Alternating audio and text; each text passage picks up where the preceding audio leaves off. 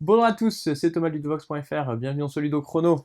Aujourd'hui, je vais vous parler de Diesel. Diesel, c'est un jeu pour 1 à 4 joueurs qui peut se jouer à partir de 8 ans et pour des parties d'environ 20 minutes.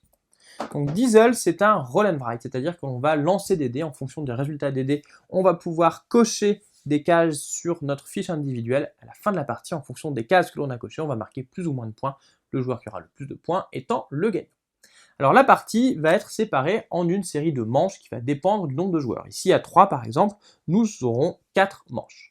À chaque manche, chaque joueur va jouer un tour où il sera le premier joueur pour ce tour. À l'issue de tous les tours de toutes les manches, on comptera alors les points. Alors qu'est-ce qu'il va se passer lors d'un tour? Eh bien, le joueur dont c'est le tour va prendre tous les dés et il va les lancer. On va regrouper les dés de même valeur pour plus de lisibilité. Une fois que les dés ont été triés, les joueurs, en commençant par celui dont c'est le tour, vont successivement prendre des dés les uns après les autres en prenant un dé chacun à leur tour.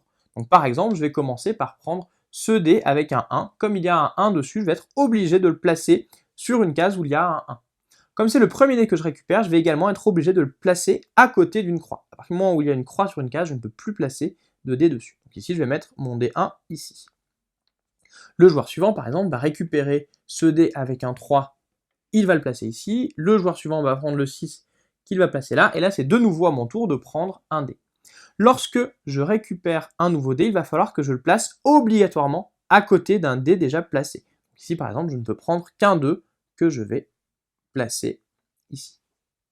Si jamais, à un moment donné, je ne peux plus placer de dés à côté des dés que j'ai déjà placés parce qu'ils sont tous entourés par des croix ou par le bord du plateau, j'aurai le droit de repartir à côté d'une croix. En revanche, si à mon tour je ne peux récupérer aucun dé alors qu'il y a des cases vides autour de mes dés, c'est-à-dire que les valeurs ne correspondent pas, eh bien je vais avoir un choix.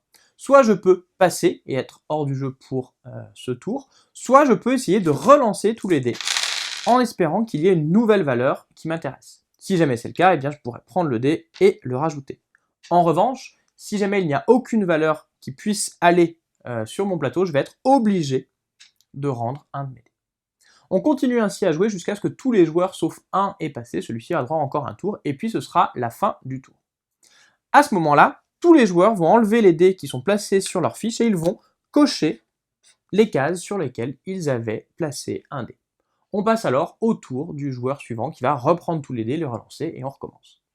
La partie se terminera au bout du nombre de manches indiquées, donc chaque manche où chaque joueur aura pu jouer une fois, et c'est alors qu'on va compter les points.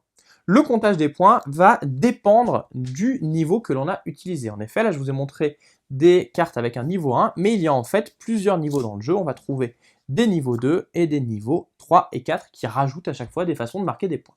Donc on va trouver par exemple différentes gemmes qui vont nous rapporter des points. On aura des lignes ou des colonnes qui vont là aussi nous donner des points, des pulses qu'il faudra cocher intégralement pour marquer des points. Sur le premier niveau, on va aussi trouver des bombes que l'on pourra faire exploser. Pour cela, lorsque je coche une bombe, eh bien tous les autres joueurs vont devoir gribouiller la bombe correspondante. À la fin de la partie, chaque bombe gribouillée fera perdre des points au joueur en question. Sur le niveau 2, on va également trouver des serrures et on ne pourra cocher ces serrures que si l'on a au préalable coché la clé correspondante. Donc je ne peux pas cocher cette case tant que celle-ci n'a pas été cochée précédemment. Sur les niveaux 3 et 4, on va donc trouver deux nouveaux joyaux et on va trouver éventuellement des fusées. Lorsque je vais cocher une fusée, cela va me permettre plus tard de cocher une planète et donc par exemple ici de passer d'une grille de départ à d'autres grilles. On va trouver des drapeaux où il faudra être le premier à cocher la case drapeau pour marquer des points supplémentaires.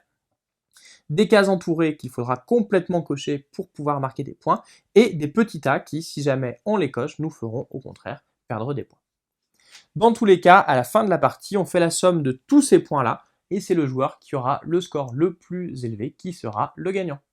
Diesel, c'est donc un jeu dans lequel il va falloir faire au mieux avec les dés que l'on a, mais aussi surveiller ce que font nos adversaires, de façon à éventuellement pouvoir les bloquer et les empêcher d'aller trop vite.